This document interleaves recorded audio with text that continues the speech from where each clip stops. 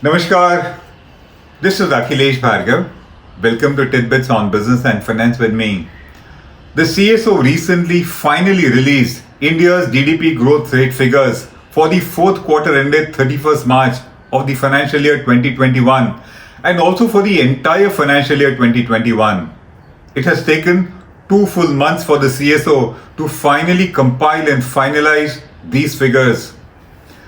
Prior to the release of this official data by the CSO, the growth estimates for the fourth quarter varied widely, from a negative growth rate of 0.4% estimated by the research firm Quantico to a positive growth rate of 3.5% estimated by Barclays, with the likes of ICRA in between estimating the March quarterly growth at 2% and Reserve Bank of India estimating it at 0.7% and the ratings firm CARE estimating it at 0.6%.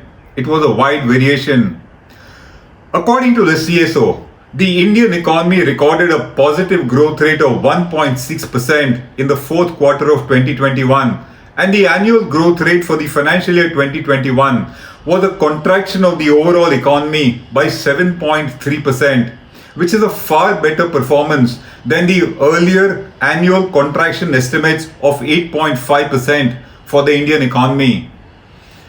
The newspaper Mint estimates that with this, India's GDP for financial year 2021 stood at rupees 135.16 lakh crores as against rupees 145.69 lakh crores during the previous financial year. This quarterly growth of 1.6% in March 2021 on a year-on-year basis actually benefited from a low base effect because the growth rate in the comparable quarter in 2020 had actually fallen to a measly 3.1%. If one was to, however, compare the growth rate of 2021 quarter with that in the immediately preceding quarter ended 31st March 2020, then the quarterly growth would be a negative one according to us and not a positive 1.6% as estimated by the CSO. And that's because the months of February and March 21 have witnessed a visibly sharp slowdown in the Indian economy, which continues. This pattern of quarterly growth of the Indian economy is best reflected in the state of employment and unemployment in India during the financial year 21 and beyond into the current financial year. Let's review it. During April to May 2020, India's labour participation rate fell sharply, evident from the unforgettable and shameful migrant crisis last year, leading to a huge jump in India's unemployment rate to 20%, perhaps an all-time high. Then, in June and July 2020, we witnessed a bit of a recovery in the economy and resultantly in the employment levels too. Thereafter, in August to September 2020, we saw the stabilization of India's economic recovery process and thus buoyancy in the job market too came back, wherein millions of the jobs that were lost did return, though of course the fact is not all of them came back. Then during October to November 2020, the key economic numbers and the high frequency indicators started plateauing and worsening just after a couple of months of elevation, showing that the growth that had taken place in the previous months certainly lacked durability. It was then realized that millions of jobs lost may just never come back, they are lost forever, which some experts estimated to be about 15% of the jobs that were there during the pre-COVID times. That was the kind of loss of jobs that was estimated. Then during January to March 2021, India's economic growth started receding again, leading to a rise in joblessness and confirming a permanent loss of certain category of jobs. In April 21, India's unemployment rate rose to 8% and perhaps due to the return of COVID, the labour participation rate stabilized to a worrisome lowly 40%. Not many labourers were actually willing to work. In May 21, India's economy has come to a rapid slowdown due to the nationwide localized lockdown, due to the labour returning to the villages out of fear and precaution, due to factories and establishments remaining closed, And the unemployment rate because of all this has shot up to 14.73%, of which urban unemployment has been at 17% and rural unemployment has been a bit lower at 14%, confirming that the rural economy has been doing better than the urban economy. It is presently estimated that 126 million jobs have been permanently lost. In this scenario, as the CMI points out pertinently, after taking inflation into account, 97% Indians have seen a dip in their real income in a year's time, that is between 2020 and 2021, and most of us are worse off now. The present employment and job scenario in India is disturbing, as we see in some emerging trends. And what are they? The first one, there has been a steady and continuous fall in salary jobs in India. These jobs have fallen from 85 million in number in the pre-COVID times to about 73 million now, a loss of 12 million jobs in a year's time. And this loss is yet to peak because more and more job losses are going on, they are on the cards. The next trend, with a large number of persons having lost their jobs and continuing to do so, formal sector jobs are shrinking and are likely to remain decimated and diminish. The third trend, the jobs that are coming back are of a reduced quality and remuneration, in effect showing some kind of an underemployment. Finally, this is giving rise to an informal gig economy with no retirement benefits and no savings or poor savings for old age. There has thus been a significant erosion in India's job security index in a year's time. The loss of jobs and opportunities for livelihood and employment has been the biggest casualty of the COVID pandemic, according to us.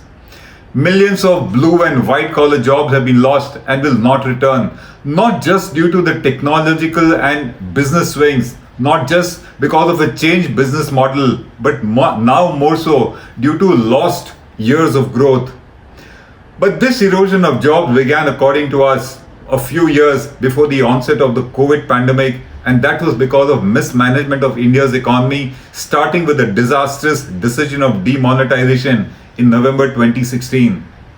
To us, it is a serious social and economic problem which has gone unresolved due to empty slogans and election promises of massive job creation, which Mr. Modi himself had made and which have failed to bear any result despite 7 years of BJP rule now.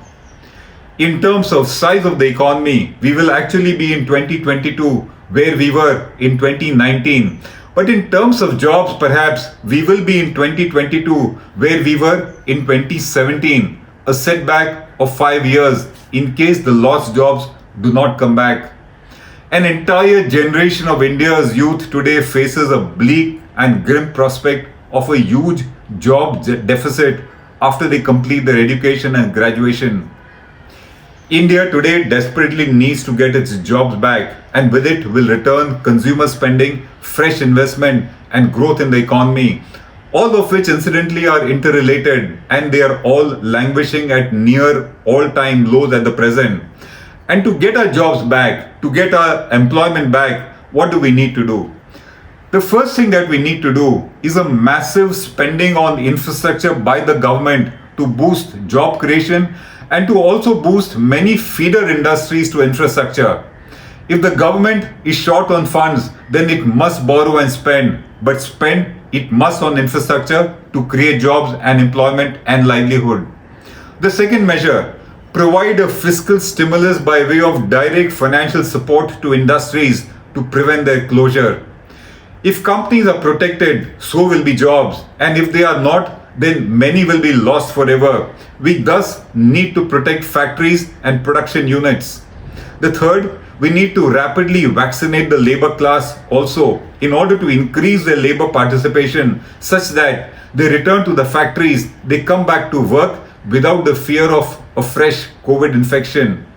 The fourth one, lift the lockdown in a calibrated manner in order to particularly revive livelihood and employment in India. And the fifth one, according to us, would be provide tax breaks and exemptions to those taxpayers who create or who are creators of net addition of employment in the economy. According to us, the present challenge is not just one of creation of new jobs, but it is also one of protection of existing jobs. And on both these matters at the moment, India's economic strategy seems to be missing. We hope the government gets its act together. This is Akhilesh Bhargava signing off till we meet again. Namaskar. Hello everyone. HW News English is 2 years old now.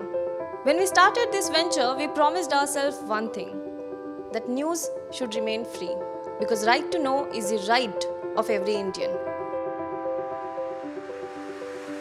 But to keep news free for everyone, we need support from some of you.